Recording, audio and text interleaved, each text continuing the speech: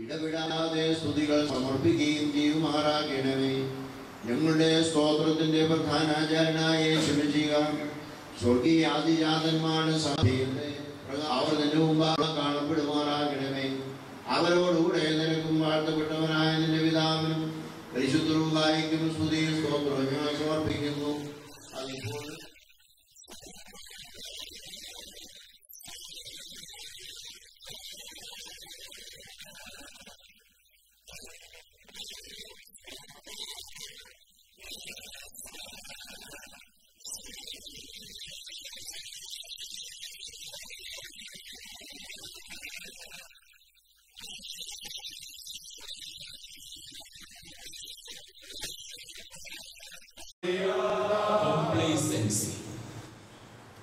ആത്മനിർവൃതിയൊക്കെ നല്ലതാണ്. അവനവൻ ചെയ്യുന്ന കാര്യങ്ങളെ പറ്റി സംതൃപ്തരാകുന്നതും നിർവൃതി അടയുന്നതും ഒക്കെ കൊള്ളാം. പക്ഷേ അവിടെ കൊണ്ട് അവസാനിപ്പിക്കുന്ന, ഇവിടെ കൊണ്ട് എന്റെ വളർച്ച തീർന്നിരിക്കുന്നു, ഇനി ഒന്നും ചെയ്യാനില്ല എന്ന തരത്തിലേക്ക്, അപകടകരമായ ഒരു തരത്തിലേക്ക് നമ്മുടെ ആത്മനിർവൃതി ചെന്നെത്തുമ്പോൾ കാൽപ്പാടുകളിൽ പതിക്കുവാനുള്ള നമ്മുടെ യത്നം സഫലമാകാതെ പോകുന്നു. വെബ്സ്റ്റർ ഈ വാക്കിനെ ഡിഫൈൻ ചെയ്യുന്നത് എങ്ങനെയാണ്? Unconcern or self sufficiency, the fact or state of pleased with oneself. അവനവനെ പറ്റി തന്നെ വളരെ സന്തോഷം തോന്നുക നല്ല കാര്യമാണ് ഒരു പരിധി വരെ. അവനവന് ഇനി ഒന്നും ചെയ്യാനില്ല എന്ന തരത്തിലേക്ക് നമ്മുടെ ആത്മസംതൃപ്തിയും ആത്മനിർവൃത്തിയും ചെന്നെത്തുമ്പോൾ നാം പരാജയത്തിന്റെ ഒക്കിലാണ് എത്തുന്നത്. പരിശുദ്ധനായ പൗലോസ്ലീഹ ഒന്നാം കൊരിന്ത്യ ലേഖനം 4-ാം അധ്യായത്തിൽ ഈ അപകടത്തെ എടുത്തു കാണിക്കുന്നുണ്ട്. 8-ാം വാക്യത്തിൽ ഇങ്ങനെ പറയുന്നു: ഇത്ര ക്ഷണത്തിൽ നിങ്ങൾ തൃപ്തന്മാരായി, ഇത്ര ക്ഷണത്തിൽ നിങ്ങൾ സമ്പന്നന്മാരായി, ഞങ്ങളെ കൂടാതെ വാഴുന്നവരായി. U became Kings. നിങ്ങളിപ്പോ വലിയ നേതാക്കന്മാരും രാജാക്കന്മാരുമായിരിക്കുകയാണ്. ഞങ്ങളെ കൂടാതെ വാഴാൻ തക്കോണമുള്ള ശക്തി ഇപ്പോൾ നിങ്ങൾ സംഭരിച്ചു കഴിഞ്ഞു. നിങ്ങൾ തൃപ്തന്മാരായിരിക്കുന്നു, നിങ്ങൾ സമ്പന്നന്മാരായിരിക്കുന്നു. ഇത് കൊരിന്ത്യ സഭയുടെ അപകടമാണ് എന്ന് പൗലോസ്ലീഹ ഇവിടെ എടുത്തു പറയുകയാണ്. Successful, mature and interesting church. നമ്മുടെ സഭയുടെ ഏതൽക്കാല ചരിത്രം പരിശോധിക്കുമ്പോൾ ഇടയ്ക്കിടയ്ക്ക് തലപൊക്കുന്ന ഒരു പ്രശ്നമാണ്. We are mature enough, we are successful enough, and we are an interesting church. I in my cushy corner and you in yours, and we are happy. ഇതാണ് നമ്മുടെ തത്വശാസ്ത്രം. പലപ്പോഴും ഇവിടെ ഞാൻ എന്റേതായ സന്തോഷത്തിന്റെ തുരുത്തിൽ സമാധാനിക്കുമ്പോൾ നീ നിന്റേതിൽ ആനന്ദിക്കുന്നു. നമ്മൾ രണ്ടുപേരും ഹാപ്പിയാണ്. ഇതിനപ്പുറത്തേക്കുള്ള ചുവടുവെപ്പിൽ നാം മറന്നുപോകുന്നു എന്നുള്ളത് ചിന്തനീയമായ ഒരു വിഷയമാണ്. വെളിപാട് പുസ്തകം 3-ാം അധ്യായം 14 മുതലുള്ള വാക്യങ്ങളിൽ സഭയുടെ വളരെ ഒരു ഗതികേടിനെ പറ്റി പറയുന്നുണ്ട്.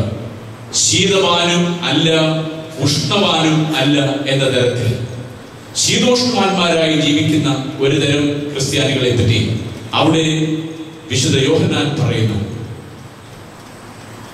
ഈ അവസരത്തിലാണ് നമുക്ക് ഈ കാലം കടന്നുപോയ പിതാക്കന്മാരെ പറ്റി മനോജ്ഞമായ ചിന്തകൾ അയവിറക്കാനുള്ളത്. അവർ നമുക്ക് മുമ്പിൽ വരച്ചു വെച്ച അമോഘമായ ചില ജീവിത ഉദാഹരണങ്ങൾ, അത് നമ്മുടേതാക്കി പകർത്തുവാൻ ഈ കാലഘട്ടത്തിൽ നമുക്ക് സാധിക്കുന്നില്ലെങ്കിൽ നമ്മുടെ ഓർമ്മ നടത്തിൽ കേവലം ഒരു ആചാരമായി മാത്രം നിലകൊള്ളും എന്നുള്ള കാര്യം നാം വിസ്മരിക്കരുത്. സഭയെ പറ്റി ചക്ക് സ്വിൻഡോൾ എന്ന് പറയുന്ന ഒരു ചിന്തകൻ എഴുതിയിരിക്കുന്നത് എങ്ങനെയാണ്? പ്രോഫിറ്റ് ഷെയറിംഗ് അല്ല, പ്രോഫിറ്റ് ഷെയറിംഗ് എന്ന് പറയുന്ന ഒരു പുസ്തകത്തിൽ അത് എഴുതിയിരിക്കുന്നത് എങ്ങനെയാണ്? We are finding a great deal of security in the mediocrity and predictability of sameness. We are like chatty, laughing tourists taking snapshots in the lowlands through rose-colored filters, enjoying today's lull. We are yesterday dwellers, avoiding reality of today. ഇന്നിന്റെ യാഥാർത്ഥ്യങ്ങളെ വിസ്മരിക്കുന്ന, ഇന്നലകളുടെ മാത്രം സുഖശീതളിമയിൽ ഉറങ്ങുന്ന ഒരു തരം ഗർഹണീയമായ ഒരു ജീവിതമാണത്. ഇത് ഇന്ന് പല സഭകളെയും ബാധിച്ചിട്ടുണ്ടെങ്കിലും നമ്മുടെ സഭയെ സാരമായി ബാധിച്ചിട്ടുള്ള ഒരു പ്രശ്നമാണ് എന്ന് നാം മനസ്സിലാക്കുക. നാം പഴമയുടെ പെരുമ ഉറക്കെ പ്രഖ്യാപിക്കുമ്പോഴും പുതുമയുടെ പൊരുൾ കണ്ടെത്തുവാനുള്ള പരിശ്രമം നമ്മിൽ ഉണ്ടാവണം. വളരുവാനുള്ള ഒരു വെമ്പൽ നമ്മിൽ ഉണ്ടാവണം. ഈ സ്ഥലം ഇടുക്കമുള്ളതാണ് എന്നുള്ള ഒരു അസ്വസ്ഥത നമ്മെ എപ്പോഴും നൊമ്പരിപ്പിച്ചുകൊണ്ടിരിക്കും.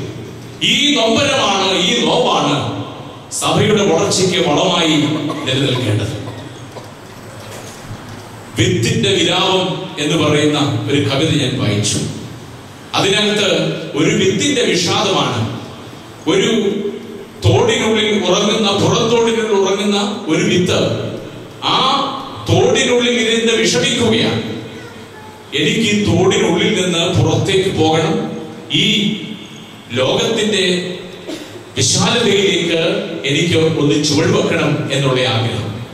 ഒരുപക്ഷെ ആ വിത്തിന് സുഖമായിട്ട് എന്നെ തിരുന്നാ മതിയായിരുന്നു, വിഷാദമൊന്നും വേണ്ട. അവിടെ യാതൊരു കുഴപ്പവുമില്ല. പ്രശ്നഭരിതമല്ലാത്ത, സംഘർഷപൂരിതമല്ലാത്ത സുഖമായ ഒരു പരിതോവസ്ഥയിലാണ് വിത്തിരിക്കുന്നത്. ആ വിത്തിന് ഈ പുറം ലോകത്തെ പറ്റി സ്വപ്നം കാണേണ്ടതോ ഇനി വരാനുള്ള നടത്തകളെ പറ്റി ചിന്തിക്കേണ്ടതോ ആയ യാതൊരു ആവശ്യമില്ല. പക്ഷേ ആ വിത്തിന് സമാധാനമില്ല. ഈ പുറം ലോകത്തേക്ക് ഇറങ്ങി വരുന്നത് വരെ അതിനുള്ളിൽ ഒരു വിങ്ങലും തിങ്ങലും അനുഭവിക്കുന്നുണ്ട്. അതാണ് വളർച്ചയുടെ, ഒരു പുതു സൃഷ്ടിയുടെ നാമ്പായി നാം പിന്നീട് കാണുന്നത്. ഓരോ പൂമൊട്ടിനും ഒരു സ്വപ്നമുണ്ട്. ആ പൂമൊട്ട് അതിന്റെ ഉള്ളിൽ സ്വപ്നം കാണുന്നത് നാളെ ഈ ഇതളുകളെല്ലാം വിരിഞ്ഞ് ഈ വിഹായസിൽ എനിക്കും വിലസാം എന്നുള്ള ഒരു സന്തോഷം, അതിനുവേണ്ടിയുള്ള ഒരു വലിയ അഭിനിവേശം ഈ ഓരോ പൂമൊട്ടിന്റെയും മനസ്സിലുണ്ട് എന്നുള്ള കാര്യം നാം ഓർക്കുക.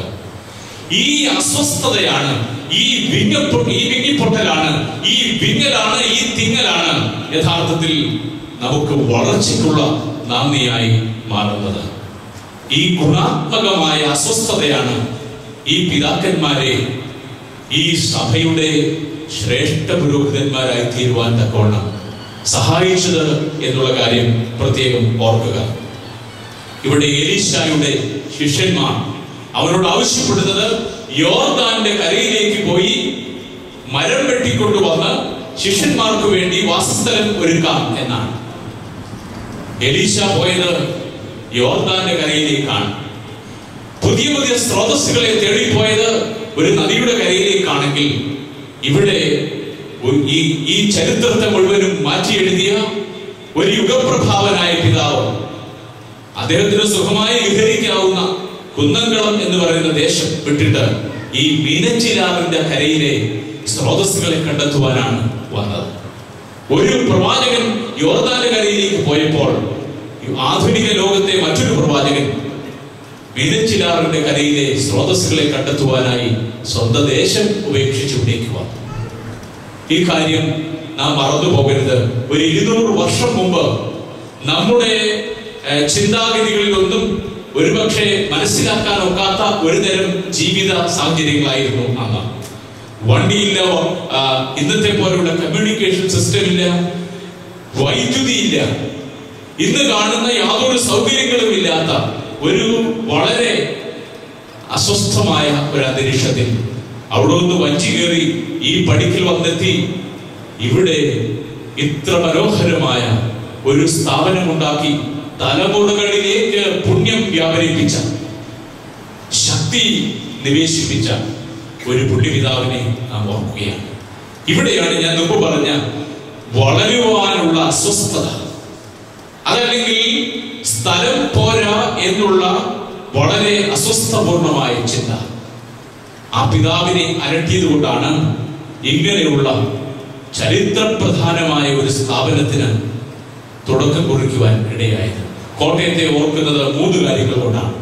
Kottayam is famous for 3: letters, lakes and latex. അക്ഷര നഗരിയാണ്. ഇവിടെ ലെറ്റേഴ്സിന്റെ നാടാണ്. ഇന്ത്യയുടെ ഭൂപടത്തിൽ കോട്ടയത്തിന് സ്ഥാനം കിട്ടിയിരിക്കുന്നത് 3 കാര്യങ്ങൾ കൊണ്ട്: ലെറ്റേഴ്സ്, ലേക്സ് ആൻഡ് ലാറ്റക്സ്. ഇവിടെ അക്ഷര നഗരിയാണ്. അതോടൊപ്പം കുമരകം, വേമ്പനാട്ട് കായൽ എന്നിവയുടെ സാമീപ്യം കൊണ്ട് ഇത് തടാകങ്ങളുടെ, ലേക്സിന്റെ നാടാണ്. എന്ന് മാത്രമല്ല, ഇവിടെ നിരന്തരം പാലൊഴുകിക്കൊണ്ടിരിക്കുന്ന റബ്ബർ മരങ്ങളുടെ നാടാണ്. അപ്പോ ഈ റബ്ബറിന്റെയും കായലുകളുടെയും അതുപോലെ തന്നെ അക്ഷയമായ അക്ഷരത്തിന്റെയും നാടാണ് ഈ കോട്ടയം. ഈ അക്ഷയമായ അക്ഷരത്തിന്റെ ഈ സുവർണം ഇവിടെ ആദ്യ തിരി കൊളുത്തി ആരംഭിച്ചത് പരിശുദ്ധനായ പുലിക്കോട്ടിൽ തിരുമേനിയാണ്. നാം ഓർത്തു നോക്കുക, ഇന്ന് ഇതിന്റെ ക്രെഡിറ്റ് മുഴുവനും ഇവിടുത്തെ നഗരസഭയോ അതല്ലെങ്കിൽ ഇവിടുത്തെ സെക്യുലർ സ്ഥാപനങ്ങളോ എടുക്കുമ്പോൾ ഒരു കാര്യം ഓർക്കുക, ഈ അക്ഷര നഗരിക്ക് വെളിച്ചം പകർന്ന പിതാവ് ആണ് ഇവിടെ ഉറങ്ങുന്നത് എന്ന് ഓർക്കുക. ഇന്ന് അക്ഷര നഗരിയെ പറ്റി ഒത്തിരി കാര്യങ്ങൾ നമുക്ക് പലർക്കും പറയാനുണ്ടാവും. പക്ഷേ ഈ പുലിക്കോട്ടിലെ 1ാമത്തെ തിരുമേനിയാണ് ഇതിന് നാന്ദി കുറിച്ചത് എന്നുള്ള കാര്യം പലരും ഓർക്കാറില്ല, അറിയാറില്ല, അറിയുമെങ്കിൽ പറയാറുമില്ല. അത് നമുക്ക് വളരെ ശ്രദ്ധ വെച്ച് പഠിക്കേണ്ട ഒരു വിഷയമാണ്. ഇത് നമ്മുടെ ചുറ്റുമുള്ള സമൂഹത്തോട് നാം വിളിച്ചു പറയേണ്ട കാര്യവുമാണ്. അങ്ങനെ വലിയ സ്വപ്നങ്ങൾ കാണുകയും അത് സാക്ഷാത്കരിക്കുവാൻ വേണ്ടി സാഹസികമായ യത്നങ്ങൾ ചെയ്യുകയും ചെയ്ത ഒരു മഹാപിതാവാണ് ഇവിടെ ഉറങ്ങുന്നത്. പകലോ മറ്റും തറവാട്ടിന് പുറത്ത് ആദ്യമായി ഒരു മെത്രാപ്പൊലീത്ത ഉണ്ടായത് ഈ പുലിക്കോട്ടിൽ തിരുമേനിയിലാണ്. അദ്ദേഹത്തിന്റെ യാത്ര അത്ര സുഖകരവുമായിരുന്നില്ല. സഭയിൽ എക്കാലമുള്ള ഒരു കാര്യമാണ്, എന്തെങ്കിലും നല്ല കാര്യം ചെയ്യാൻ പോകുമ്പോൾ 10 പേര് പിടിച്ച് താഴോട്ട് താക്കും. എന്തെങ്കിലും ഒരു നല്ല കാര്യത്തിനായി ആരെങ്കിലും ഇറങ്ങി പുറപ്പെട്ട് എന്തെങ്കിലും ചെയ്തു പോയെങ്കിൽ അവനെ തൂക്കിക്കൊല്ലാൻ വരെ നമ്മൾ പഠിക്കാറില്ല. വിമർശന ശരങ്ങളിൽ വളരെയേറെ പ്രയാസപ്പെടുത്തി പോകുന്ന രീതിയാണ്. ഈ പരിശുദ്ധ പിതാവിനും അങ്ങനെ തന്നെയുള്ള പ്രയാസങ്ങൾ ഉണ്ടായിട്ടുണ്ട്. ഇത്രയും അനുഗ്രഹീതമായ ഒരു സ്ഥാപനം ഉണ്ടാക്കാൻ വന്നപ്പോൾ അദ്ദേഹത്തെ പിറകോട്ട് പിടിക്കുകയായിരുന്നു അന്നത്തെ മാലുമിയായിരുന്ന അമരക്കാരനായിരുന്ന 8ാം മാർത്തോമ. അദ്ദേഹം പറഞ്ഞു, സെമിനാരി ഉണ്ടാക്കാനൊന്നും പൈസ ഒന്നുമില്ല.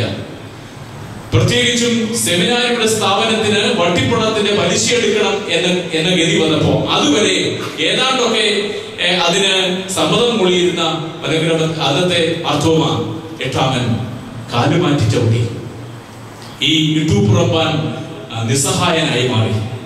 ആ നിസ്സഹായ അവസ്ഥയിലും തന്റെ വിപതി ധൈര്യം കൈവിടാതെ ടിപ്പു സുൽത്താൻ ആക്രമിക്കാൻ വരുമ്പോൾ ആർത്താറ്റുപള്ളിയുടെ മദ്ബഹായിൽ കയറിയിരുന്ന് പ്രാർത്ഥിച്ച് ടിപ്പു സുൽത്താനെ ഒരുപക്ഷെ ദൈവത്തിന്റെ ആ വലിയ അതുല്യമായ കരുണയുടെ പുറത്ത് തിരിച്ചയച്ച ഒരു ടിപ്പു കുർബാന ഇങ്ങനെയുള്ള കൊച്ചു കൊച്ചു പ്രശ്നങ്ങളൊന്നും വലിയ കാര്യമായിരുന്നില്ല എന്നാണ് നാം മനസ്സിലാക്കേണ്ടിയിരുന്നത്.